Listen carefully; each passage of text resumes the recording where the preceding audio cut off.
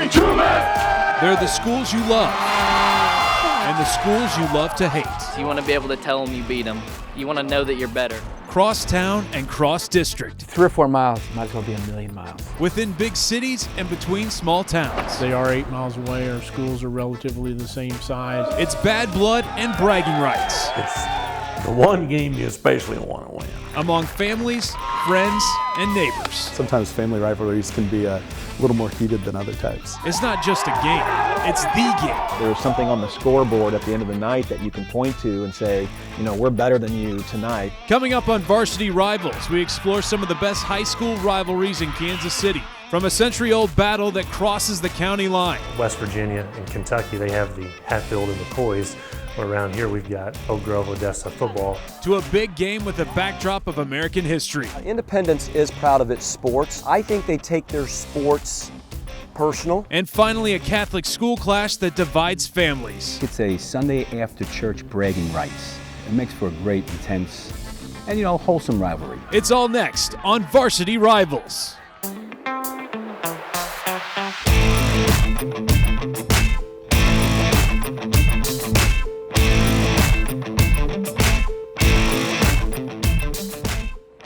Hello and welcome to Varsity Rivals here on Time Warner Cable Metro Sports. We're going to be taking a look at some of the greatest rivalries in the Kansas City high school sports scene.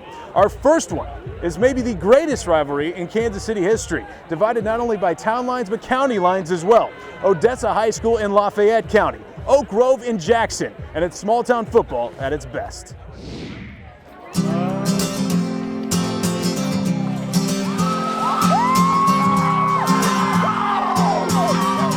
In small towns, high school football means just a little bit more. Main streets become parade routes. Barbershops turn into rumor mills. And bragging rights become top priority. You got friends from each town and you want to be able to go against them and say, hey, we beat you this year. You want to be able to tell them you beat them. You want to know that you're better. A lot of the parents work together or work with them and know their parents. It's the one game you especially want to win, I'll put it that way. Such is the case in the century-old rivalry between the Odessa Bulldogs and the Oak Grove Panthers. We've been rivals for a long time. They're 8 miles away. Our kids know each other very well. West Virginia and Kentucky, they have the Hatfield and McCoys. Around here we've got Oak Grove, Odessa football. I wanted to beat Oak Grove, whether it was checkers, darts, you name it. I wanted, as long as Oak Grove came in second to whatever I was doing, that was fine by me. He was 3 years old and he didn't like the Bulldogs or the Jayhawks, so that tells you how we train them back in Oak Grove.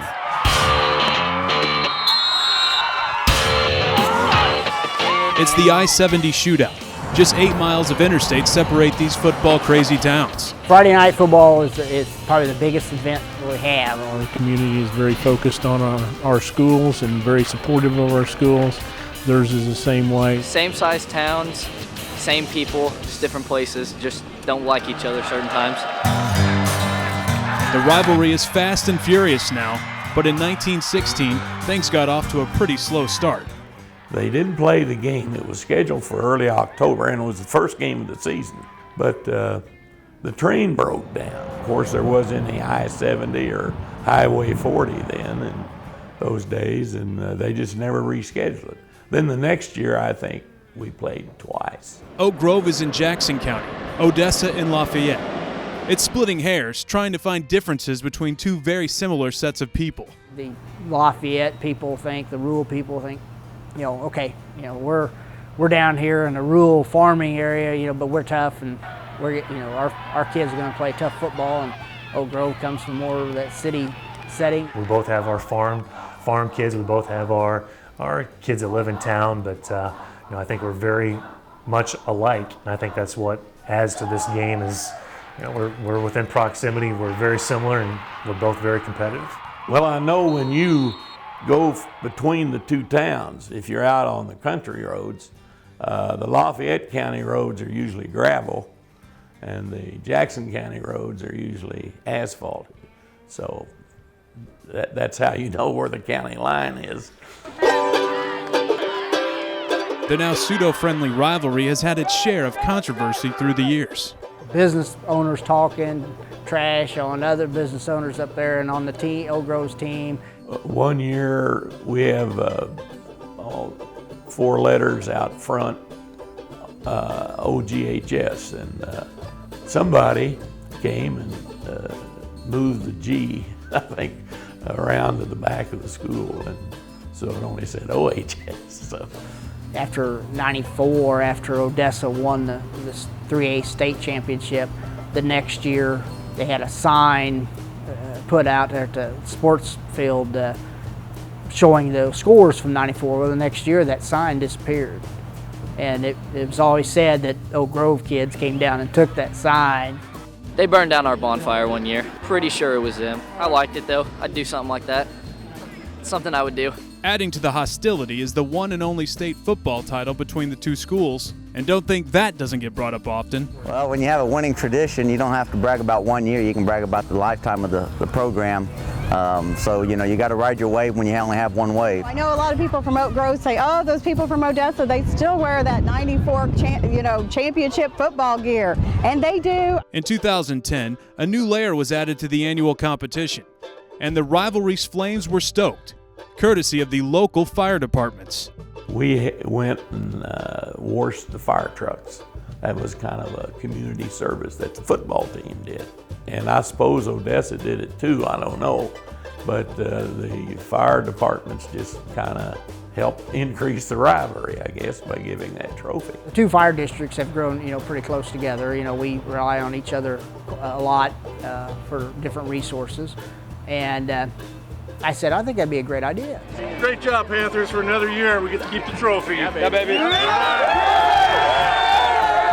Having the trophy, it adds just like a tangible object, something that they can refer to. Hey, let's get that trophy, let's bring it home. And it's a pretty substantial sized trophy, and it's definitely noticeable in the trophy case.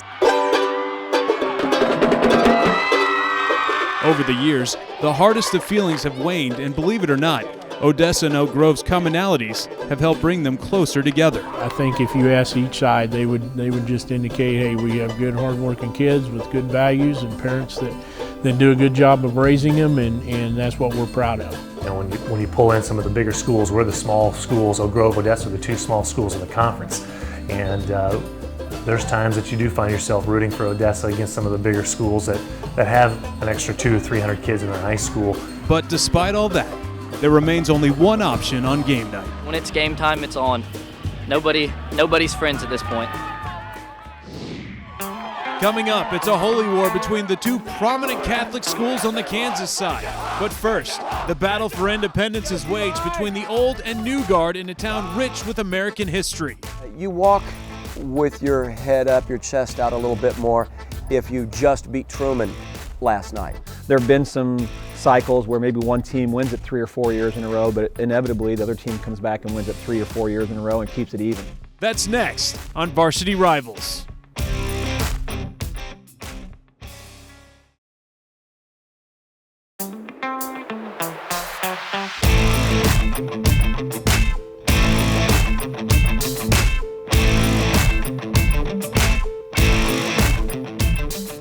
Welcome back to Varsity Rivals here on Time Warner Cable Metro Sports. We're heading to the suburbs now for our next rivalry. Independence, Missouri is the 4th largest town in the state, and it has a very rich national history. It also has a very rich football history as well. Here's the story of Truman and William Chrisman.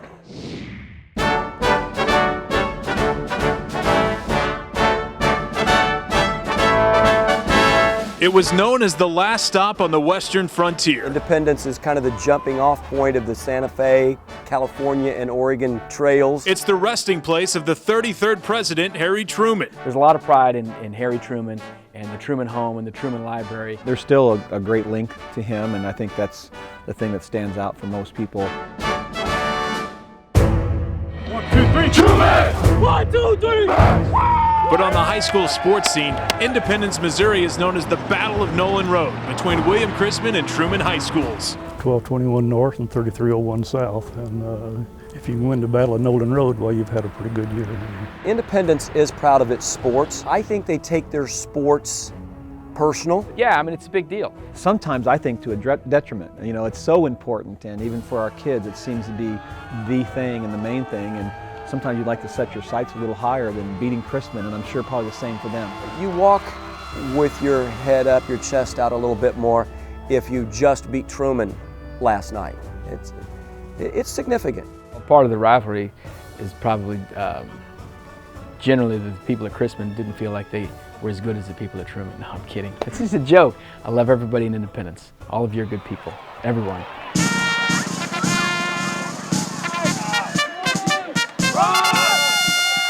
They share a school district, but William Chrisman is the older brother.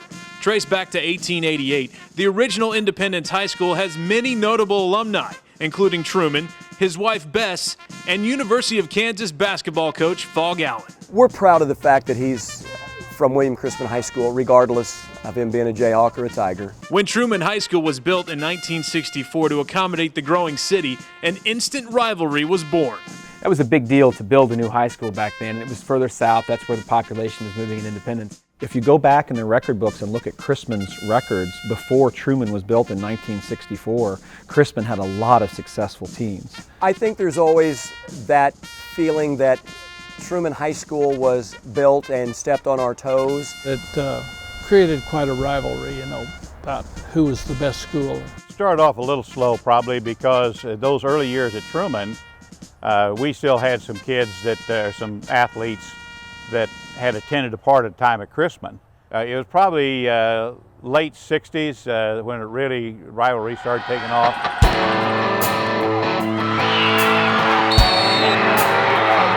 One of the first students at Truman was Al Isbell. I thought it'd be great to go to a new school and be part of the history from the very beginning. That 1 year at Truman has helped him carve an identity as an unofficial mascot.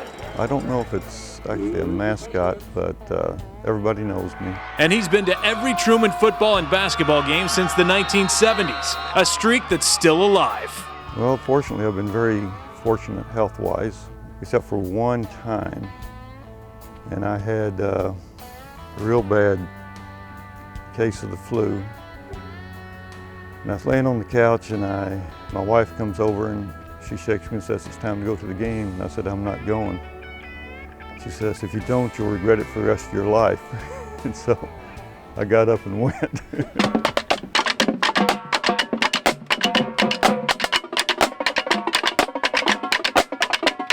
In the late 1960s, Dick Purr, a writer for the Examiner, thought the yearly football game needed a little more incentive. It dawned on me that a lot of colleges play for trophies. In fact, KU and Indy play for a trophy. And I suggested, the biggest football rivalry in Independence is Truman versus Chrisman. Why not have them play for a trophy? And surprisingly, they accepted the idea. As a member of the Rotary Club, he came up with the concept of playing for the wagon wheel. The wagon wheel represents, of course, wagon trains west, and the wagon wheel is also the symbol of Rotary. The coaches, the athletic directors, and the principal of each school come to Rotary, and I present the trophy to the winning coach. I've been doing it every year. When I die, I don't know who's going to do it. I'm going to live forever. That gave something more tangible that the kids could hold of and hold up in the air or put in the trophy cases or the bragging rights. And after nearly 50 years, the head-to-head football record is pretty much dead even. It's still nip and tuck back and forth, and there have been some cycles where maybe one team wins it 3 or 4 years in a row, but inevitably the other team comes back and wins it 3 or 4 years in a row and keeps it even. Part of the problem with those two schools is neither one of them are ever very good at football, so that's probably the reason. And there's nothing wrong with that. That's just how it goes sometimes. Regardless of what your season is like, you get to look forward to that rival game. Basically, the thing they always had in common, at least when we were in school, was you would try to beat each other or whatever, then you just go lose to Blue Springs. That's kind of how it worked, or at least Summit. This is our house! This is our house! This is our house! As with many districts, both schools share a football stadium, but it happens to be on William Chrisman's property. So if Truman had a home game against Chrisman, it was still at William Chrisman. When you're the home team, you sit on this side. The next year, when you're away team, you sit on the other side. That's the way it works. That is probably, if I had to pick one thing out from a Truman standpoint, is the biggest thorn in everyone's side. It's that. And again, for Chrisman, watching us roll into there on a Friday night, that's not something that they, relish either. Now, half a century later, the Civil War in the Independent School District means as much today as it ever has, proving the Battle of Nolan Road is one of the city's best rivalries. It is still a very important part of our community. Some seasons the entire season is riding on that one game. I think every year, if you ask anybody what game they would look forward to, it's going to be the Truman-Crispin game. Coming up, this Kansas Holy War divides families, friends, and even some Sunday services. I mean, there's one thing when you're talking about different towns that don't like each other, but it's another thing when you're saying, well, the only reason our school exists is because of this common faith. And this is like a family who's getting after each other. That's next on Varsity Rivals.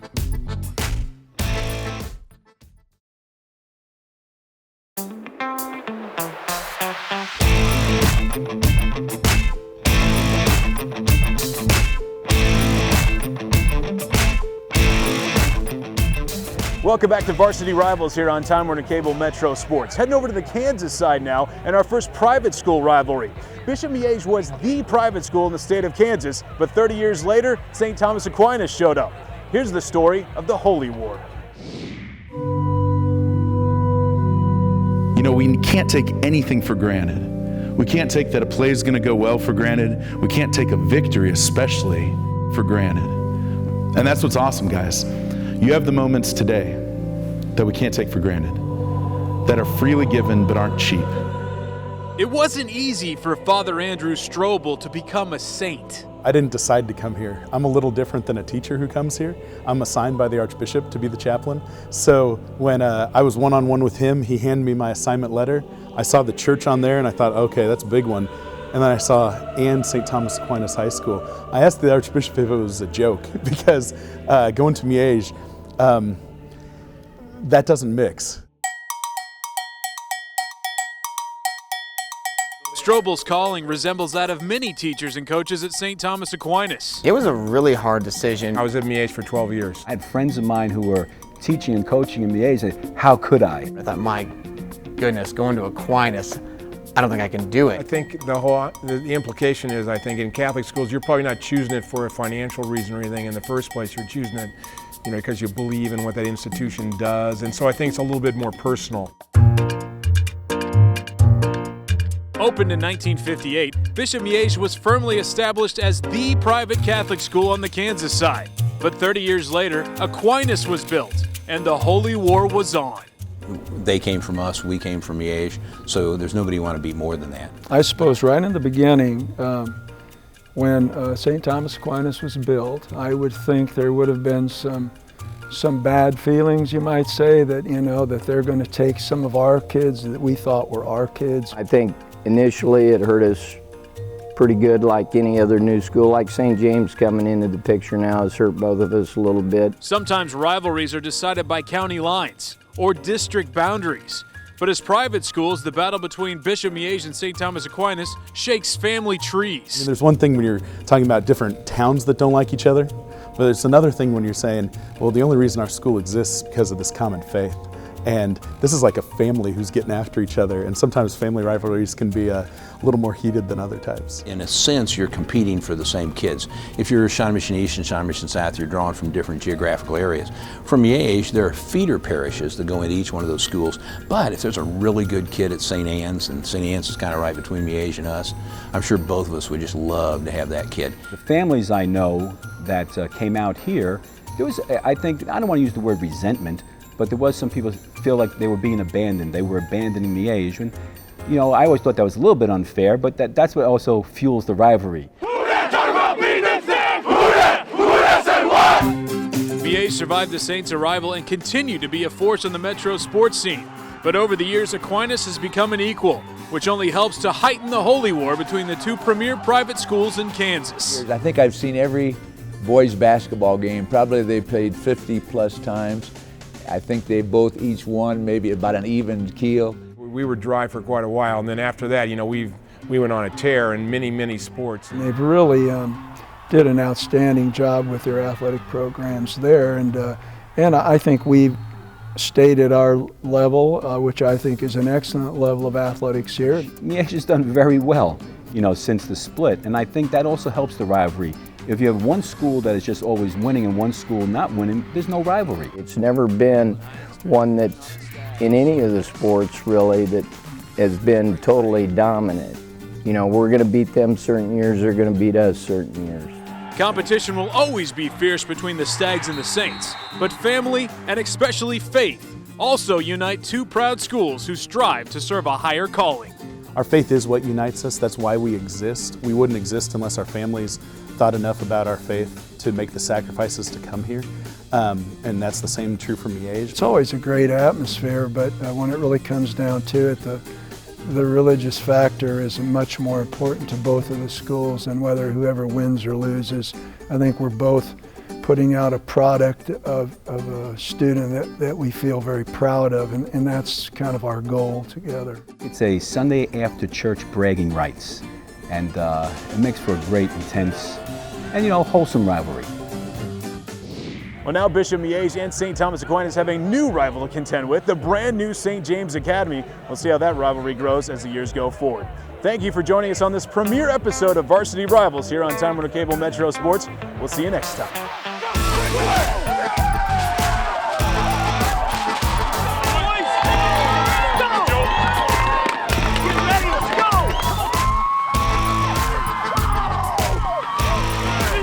Great job, Panthers, for another year. We get to keep the trophy. Yeah, baby.